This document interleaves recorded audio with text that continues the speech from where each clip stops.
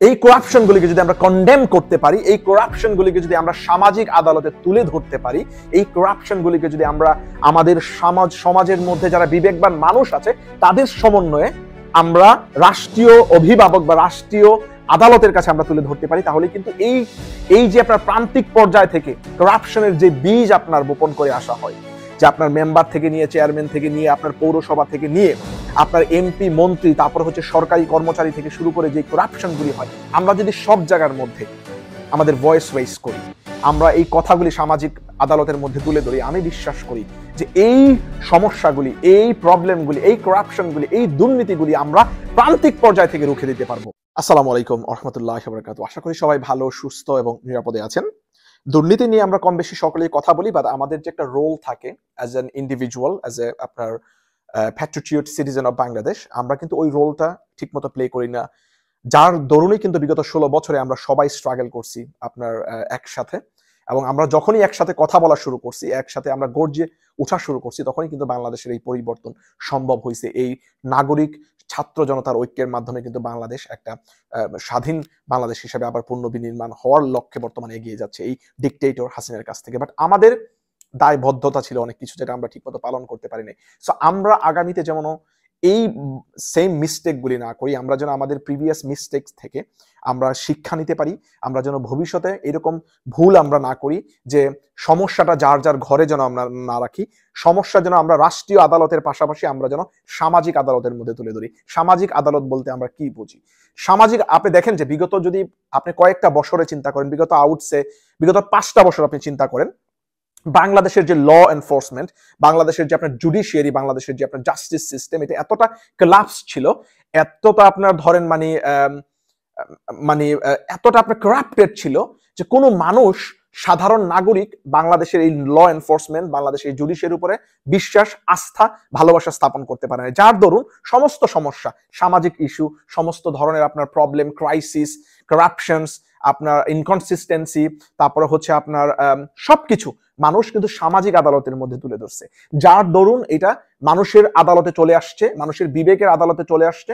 তখন কিন্তু বাংলাদেশের সরকার বা বাংলাদেশের ল এনফোর্সমেন্ট এজেন্সি না চাইতে অনেক কিছুর বিচার আপনাদেরকে করা লাগছে, না চাইতে অনেক কিছু আপনার এলিমিনেট করা লাগছে, অনেক কিছু হাইলাইট করা লাগছে, যেটা আনইনটেনশনাল ছিল, যে চায় না এই বিচারটা আপনার করার জন্য। আপনি যদি ধরেন যে আপনার বসুন্ধরার যে আপনার একটা কেলেঙ্কারি হয়েছে, আপনারা জানেন যে বসুন্ধরা গ্রুপের মালিকের যে ছেলে কেলেঙ্কারি হয়েছে, একটা মেয়েকে রেপ করে সে পরবর্তীতে আপনার মেরে ফেলছে, এরকম যে একটা অ্যালিগেশন আসছিল, এটা কিন্তু সামাজিক আদালতে আসার পরে কিন্তু উনি এতটা কন্ট্রোভার্সি হয়েছে, এতটা আপনার হেনস্থার শিকার হয়েছে, যার ধরুন ওনাকে বিদেশ চলে যাওয়া লাগছে।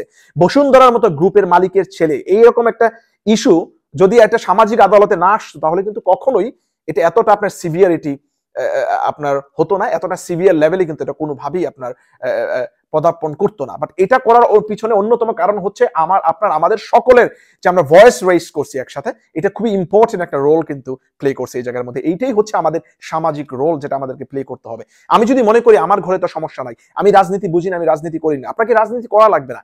আপনি তো একজন বিবেকবান মানুষ, আপনি একজন সমাজের একজন ফার্স্ট ক্লাস সিটিজেন, আপনি কেন কথা বলবেন না? এটা আমাদের ইসলামে বলা আছে, মানুষের মূল্যবোধ হিসেবে, সামাজিক মূল্যবোধ হিসেবে আমাদেরকে যে কোনো অন্যায়ের বিরুদ্ধে আপনার কথা বলা লাগবে। এই অন্যায়ের প্রতিবাদগুলি যদি আমরা প্রান্তিক পর্যায় থেকে শুরু করি, ফর এক্সাম্পল একদম আপনার ওয়ার্ডের যে গার্ডিয়ান থেকে শুরু করেছে, ওয়ার্ডের গার্ডিয়ান কোনো ভুল করতেছে কিনা, যে আপনার জন্ম সনদ, মৃত্যু সনদ, চারিত্রিক সনদে কোনো টাকা পয়সা চাচ্ছে কিনা, সামাজিক কোনো বিচার ব্যবস্থা কোনো কাজ করার জন্য, যেটা ওনার কাজ, ওনার দায়িত্ব, এই দায়িত্বের জন্য উনি আপনার মেম্বার বা চেয়ারম্যান নির্বাচিত হয়ে আসছে, যার দরুন ওনাকে পরিষদ দেওয়া হয়েছে যে সাধারণ মানুষকে, ওই ইউনিয়নকে সেবা দেওয়ার জন্য, ওই সেবামূলক প্রতিষ্ঠান থেকে, ওই সরকারি প্রতিষ্ঠান থেকে আপনি কোনোভাবে হেনস্থার শিকার হচ্ছেন কিনা, কোনোভাবে ঘুষের শিকার হচ্ছেন কিনা, আপনার নিকটস্থ যে ভূমি অফিসগুলি আছে, ভূমি অফিসে আপনি আপনার টাকা দিয়ে, সরকারি ফিস দিয়ে আপনি একটা কাগজ তুলতে যাচ্ছেন, ওই জায়গায় আপনি হেনস্থা হচ্ছেন কিনা, আপনি 100 টাকার কাজ আপনি 1000 টাকা দিয়ে করাচ্ছেন কিনা।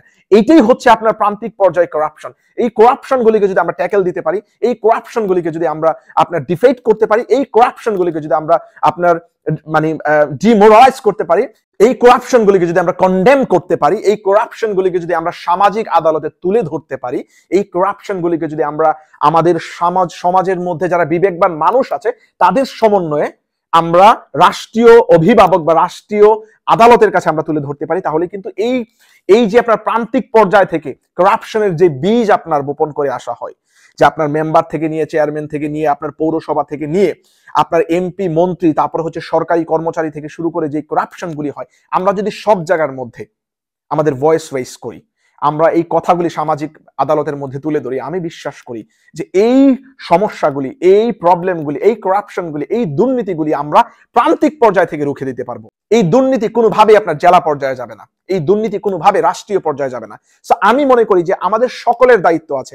মাই ডিয়ার ব্রাদার এন্ড সিস্টার। আপনারা ভয় পেলে হবে না, ভয় থেকে বের হয়ে জয় করা শিখতে হবে আমাদেরকে। এই তরুণরা, আপনারা দেখেন যে সারা জীবন আপনারা নিজেরা মনে করছেন আপনারা অনেক ভালো বোঝেন, অনেক ভালো কিছু করতেছেন। আসলে কি আপনারা ভালো কিছু বুঝছেন? আর আসলে কি আপনারা ভালো কিছু করতে পারছেন? এই তরুণ প্রজন্ম, যে তরুণ প্রজন্মকে আমরা সবসময় আপনার গালাগালি করছি, আমাদের মিসকনসেপশন ছিল, আমরা ভাবছি ওরা নষ্ট হয়ে গেছে, মোবাইল টোবাইল হাতে নিয়ে ফেসবুক, মেসেঞ্জার, আপনার ইমো, হোয়াটসঅ্যাপ ব্যবহার করে ওরা নষ্ট হয়ে গেছে। বাট বাংলাদেশের এই ক্রাইসিস মোমেন্টে সবচেয়ে বড়, সবচেয়ে আপনার সিভিয়ার রোলটাই কিন্তু প্লে করছে আমাদের এই তরুণ প্রজন্ম। এই তরুণ ছাত্র জনতাই কিন্তু সবচেয়ে বড় পরিবর্তনের ডাকটাই কিন্তু দিয়েছে, যার সমন্বয়ে কিন্তু আপনার নাগরিক ঐক্য কিন্তু এটার সাথে আপনার একাত্মতা পোষণ করছে। তো এই নাগরিক ছাত্র জনতার সমন্বয়, সকলের সমন্বয় কিন্তু বাংলাদেশ নতুন বাংলাদেশ হিসাবে পুনর্বিনির্মাণ হওয়ার জন্য একটা নতুন সুযোগ পাইছে। তো এই সুযোগ শুধু সরকারের একার পক্ষে আপনার প্রতিফলিত করা সম্ভব না। এই সুযোগ আমাদের সকলের সমন্বয়ে, আমাদের সকলকে কাজ করতে হবে, একত্রিত কাজ করতে হবে, সকলের জায়গা থেকে যার যার রোলটা প্লে করতে হবে, যার যার জায়গা থেকে যার করণীয় সবকিছু করতে হবে। কারণ আফটার অল এই বাংলাদেশটা আমাদের সকলের, এই বাংলাদেশটা আমাদের মানে সকলের দায়িত্বের মধ্যে পড়ে। যে মা তুল্য এই মাতৃভূমিকে রক্ষা করা আমাদের ইমানি দায়িত্ব। কোনো ডিকটেটরকে, কোনো রাজনৈতিক ব্যক্তিকে আমরা মাথা উঁচু করে এমন পর্যায়ে যেতে দিব না যা ওনাকে হাসিনা বানাই দিবে। আমরা এমন পর্যায়ে যেতে দিব না আমাদের রাষ্ট্রীয় অভিভাবককে, আমাদের ইউনিয়ন অভিভাবককে, আমাদের জেলা অভিভাবককে, যা ওনাদেরকে করাপ্টেড করে দিবে, যা ওনাদেরকে আমাদের উপরে আগ্রাসন চালাইতে সহযোগিতা করবে, যা ওনাদেরকে আমাদের উপরে আগ্রাভেটেড হতে সহযোগিতা করবে। আমি মনে করি আমাদের দায়িত্ব, এবং আমরা ডিসাইড করবো যে আমরা কি চাচ্ছি বাংলাদেশের কাছ থেকে। আমরা যদি সম্মিলিতভাবে যে কোনো অন্যায়ের প্রতিবাদ না করতে পারি, আগের মতো মনোপোষণ করে রাখি, সবকিছু ভিতরে রেখে দিব, ঘরের মধ্যে আমাদের প্রবলেম, কথা বলবো না, ভয় ভীতি, তাহলে আমি মনে করি যে বাংলাদেশ আবার এরকম ডিকটেটরশিপের দিকে আগাবে। আর যদি আমরা সকলের সমন্বয়ে আমরা কাজ করতে পারি, ভয়কে জয় করতে পারি, ইনশাল্লাহ আমরা এই বাংলাদেশ ডক্টর মোহাম্মদ ইউনূসের নেতৃত্বে এবং পরবর্তী ডেমোক্রেটিক প্রসেসের মাধ্যমে একটা ইম্পার্শিয়াল, ইন্ডিপেন্ডেন্ট এবং ট্রান্সপারেন্ট একটা ইলেকশনের মাধ্যমে আমরা গণতন্ত্রকে এবং প্রতিষ্ঠার মাধ্যমে পুরো বিশ্বকে আমরা আবার জানান দিতে পারবো যে বাংলাদেশ আসলেই ভালো করতেছে, সবকিছু দিয়ে বাংলাদেশ সমৃদ্ধ, এবং সকলের সহযোগিতা, আমাদের সমস্ত উন্নয়ন সহযোগী সমস্ত রাষ্ট্র এবং দেশের সকল লিডারের সহযোগিতায় বাংলাদেশ একদিন ভালো একটা অবস্থানের মধ্যে যাবে, মা এবং আমাদের এই মাতৃ সমতুল্য Bangladesh. That's all for saying today. Assalamu alaikum wa rahmatullahi wa barakatuh.